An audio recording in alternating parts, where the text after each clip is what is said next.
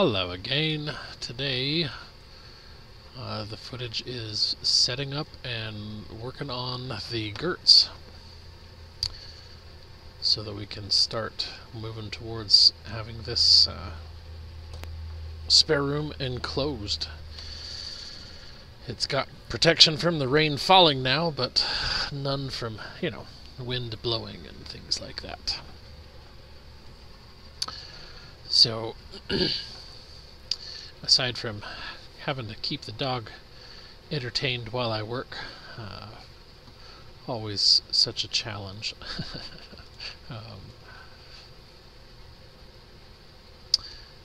One of the ways that I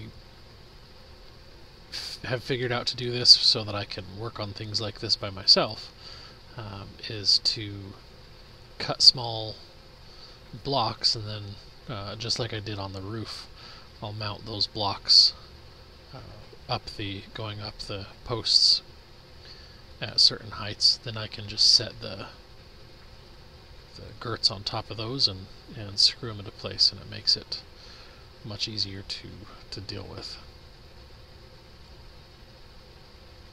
This was kind of a fun portion because it uses up a lot of the 2x4s that I've got sitting aside there, and starts to make it at least feel enclosed a little bit, even though it's not. The beauty about doing things board and batten like this, though, is that once you actually start working on that step, things move really, really quickly. Like it when I actually get to the point where I'm ready to do the board and batten, I'll get like 95% of the boards up in an hour, maybe an hour and a half, and then I'll come back through and finish up corners and edges and things like that. And then I can come put trim pieces wherever trim pieces need to go, and then go back through and put battens up, and it'll be protected from the weather. The challenge that we face right now is just the fact that it's green lumber, so I'll be actually building everything and then leaving it uninsulated probably through the summer, mostly because we just have a lot of we still have some family trips and expenses that we are going to be looking at spending on, and so since we want to do this properly and we're going to actually use spray and foam insulation, the cost of doing that is a little bit prohibitive, to be honest. I mean, the flip side is we could cut the cost down by down to a third if we went with just regular fiberglass batting, but it's been my experience that fiberglass batting is just too cheap. It creates a home for mice and things, and you never know that they're there until it's way too late. We really don't like dealing with that. That's been one of the challenges that we've had with the camper that we're living in now. One of the other issues with the regular fiberglass bat insulation is that it can't get wet. If it does, it just stays wet for basically forever, and it rots and it deteriorates, and then it actually creates basically a thermal bridge. It acts negatively at that point because the water that it's holding just transfers heat instead of allowing the insulation to block it. That's one of the advantages of the spray and foam insulation. It'll actually create a vapor barrier for us, which is something the rigid foam board and other insulation types can't do. So, I mean, that's not necessarily a problem. You can create a vapor barrier aside from that. That's just one of the advantages that the closed cell foam does.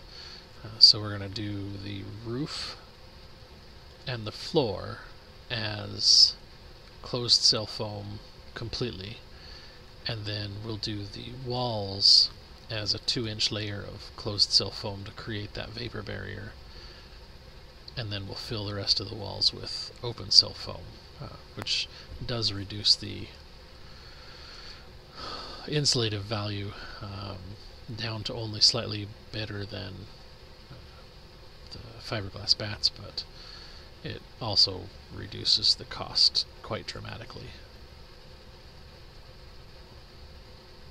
And since this will, when somebody's living in this or staying in it, however you want to look at that, the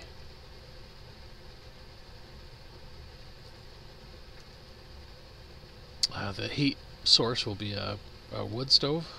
That's not exactly something that we have in short supply or have to worry about, so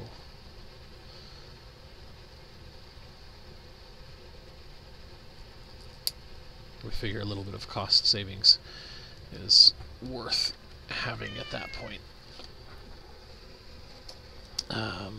So this is where, like I was saying, I'm going around and putting up these little blocks, and they're just cut from some of the 2x4s. Then I just screw them into place so that the top of the block is where the 2-foot mark is, so that the bottom of the girts will be spaced every 2 feet.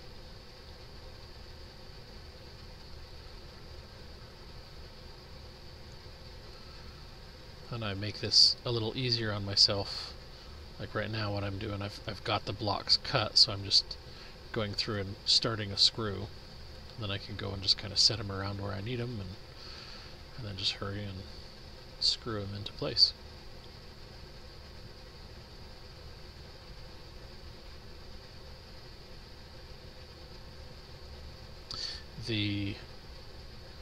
From this point, the next step is actually framing out the bump out, and then once that's done, I will be able to start putting the subfloor in. The subfloor is going to be 2-inch thick, 8+ inch wide boards that'll run on the bias to the framing. So they'll be at a 45-degree angle from the floor joists, and then on top of that will eventually be a hardwood ash floor that will be 1-inch thick, tongue and groove. So it'll be an actual finished floor, with the exception of the spot underneath the wood stove. That'll obviously be some type of slate, stone, concrete, something fireproof. Because the last thing we want to do is spend all this time and effort and burn it to the ground. that would just not be cool.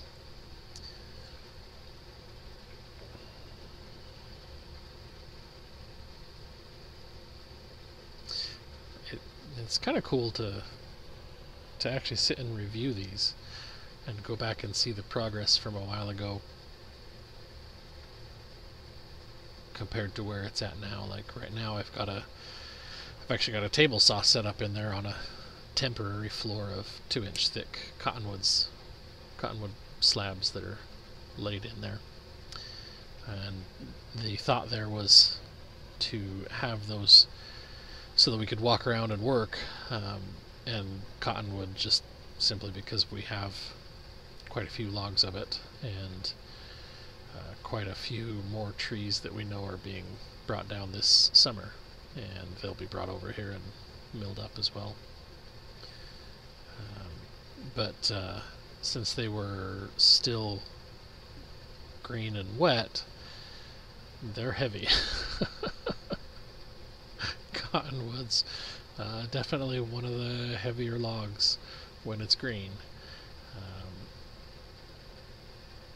So when they're all dry, when I get ready to move them off of here, because we've got the actual subfloor in place, they'll be nice and easy to move around because they'll have lost a huge amount of weight. But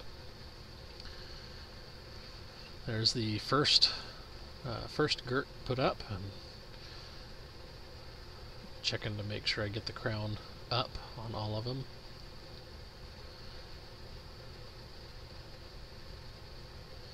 And like I said, these steps tend to go pretty quick, so I do leave a gap there, obviously, where we're building the bump out.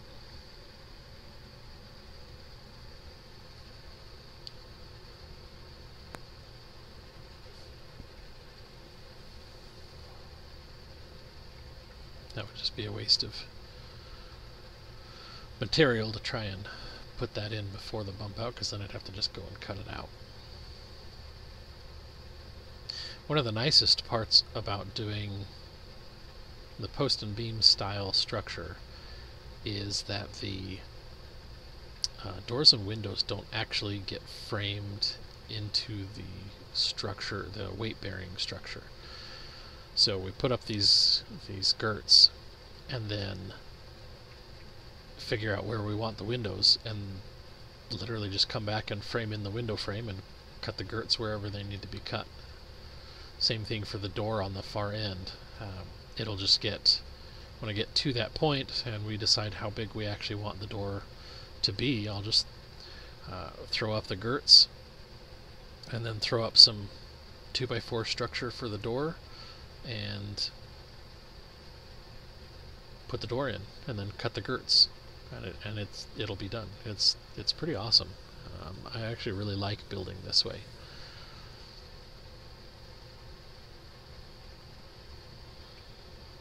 It gives it the log cabin feel and look, and it really is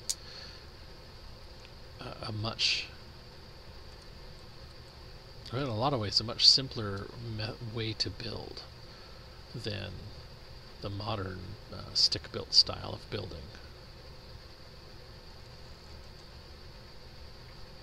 The downside is you have to use bigger timber, but you actually, in a lot of ways, use a lot less timber.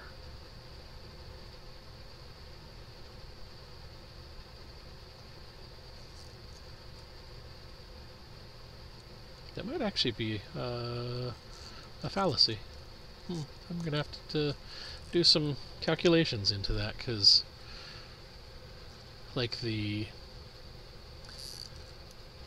roof, if it were built normally, would be built with at least 2x6s. I mean, it's only 8 feet, a span of 8 feet. Sorry, a run. Well, span and run, since I have a 3-foot overhang. It spans 8 feet across and 14 feet total, and then the actual rafters are 8 feet long. That just happened to be the way that it worked out with the roof pitch. But there are 3 sets of them, 9 per side, so 18 3x6s total, which would have made basically 36 1.5 by 6 inch if I were using them as modern stick-built style rafters. And I'd have to put one every 16 inch on center,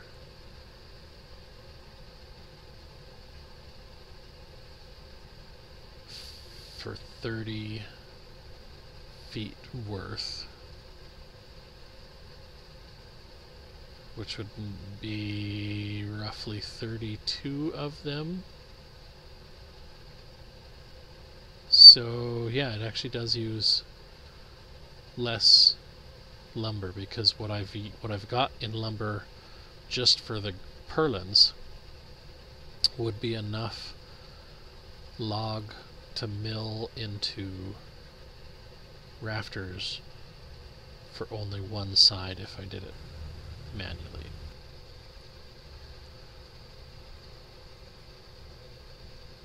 Interesting.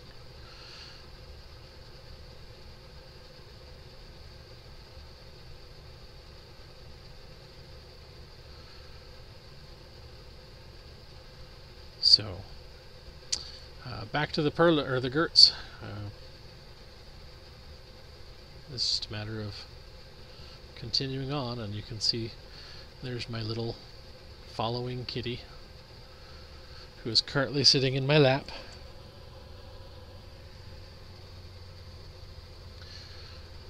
She tends to follow me more than the dog does, because Charlie knows I get distracted by my work and I don't play as much as he wants.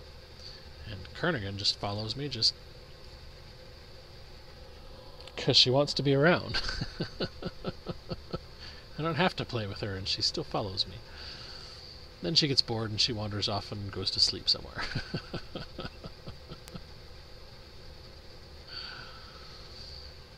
So there's a joke that Emily gets a kick out of, and it is pretty. If you have ever owned or been a steward of a dog or a cat, then you pretty much get this. So, from the dog's point of view, they look at us as their owner, and they say, "Wow, they feed me, they take care of me, they provide everything I need. They must be a god." And from the cat's point of view, they look at it and go, "They feed me, they provide for me, they clean up after me, they take care of everything that I need. I must be a god." Which, that is exactly why Kernigan's name means queen in German. When she was a kitten, she quickly and early on earned that particular name.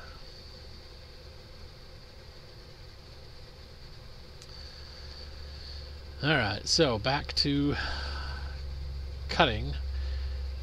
I got sidetracked a little bit. That, ADHD kicked in, and I realized I'm moving a whole bunch of boards way too much. So I was taking boards out, looking for the boards I need and want for the girts, and moved a bunch of 2x3s and moved a bunch of 1x4s and things like that. And I came to the realization that if I'm going to move them, I might as well move them only once.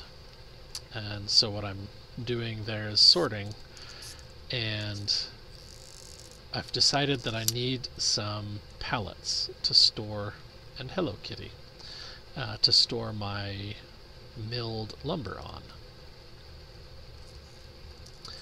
And what better way to do that than some of the offcuts from milling that aren't thick enough, long enough, big enough, whatever, to be able to use them for the structural, functional lumber. So now I'm just cutting things down and getting stuff ready, and I ended up making the first pallet just to see how well it would go together. And I mean, it's not like I put too much thought into it, because it really, it's just a pallet. But I did want to make it functional for what I wanted.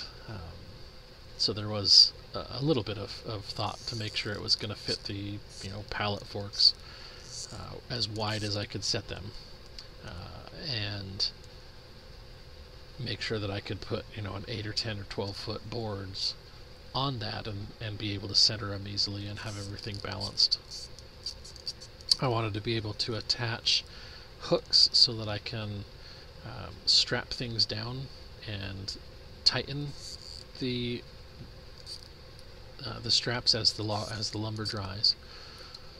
And then I wanted to also be able to I haven't done this part yet, but I want to be able to make some kind of a matching metal roof out of some of the scrap sheets metal that we have, and that will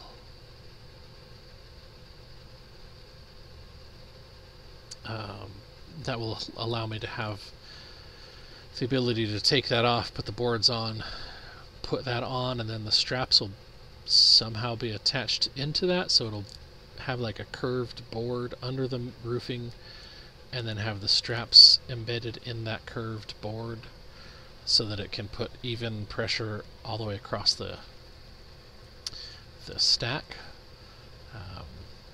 I'm still working on that part of it right now. I've got one pallet currently loaded with just scrap pieces of roofing metal strapped to it, and I've got two more pallets built and ready to go. The first one I built at 6 feet just because that number is what it came out as, I guess.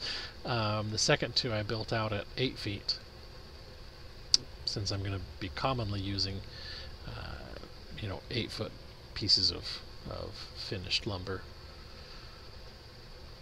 And so that's where some of these shorter pieces are going, though, is the cross members for the pallets and then the runners that actually attach to the blocks of wood.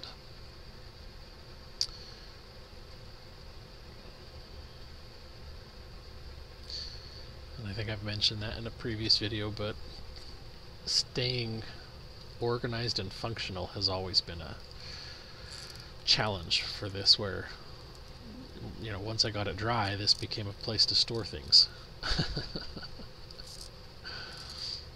Then I have to move them and move them again. So a drying shed is definitely on the list. I think it'll actually probably end up being a camper trailer frame that I end up turning into a big solar kiln, and then I can just tow that around, so when I'm milling I can tow it over to the mill and just load it as I mill. Then when I'm done milling, close it up and tow it out here where the sun shines more, so it's not underneath the tree canopy.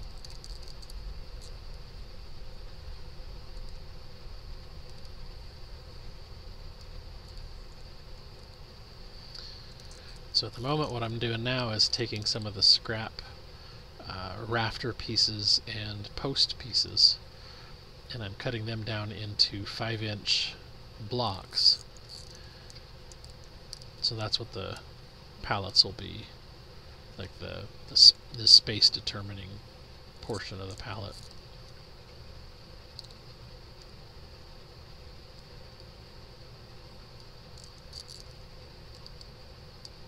That'll probably be something that I just do every time I get enough to do it.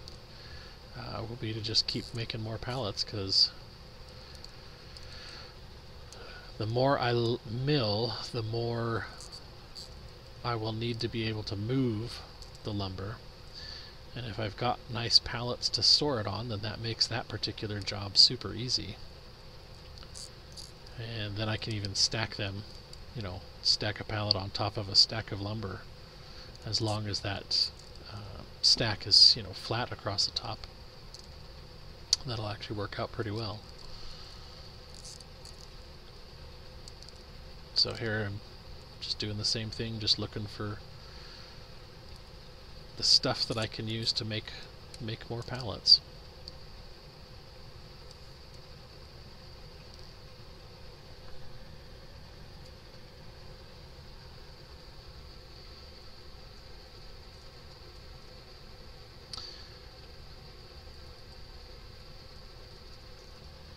That's about it for the footage, so we'll show you a couple of images here. This first image is all of the 2x material that I started with. And I don't actually remember, there's about 40 boards, 40 2x4s there. There's a couple of 2x2s and 2x3s as well.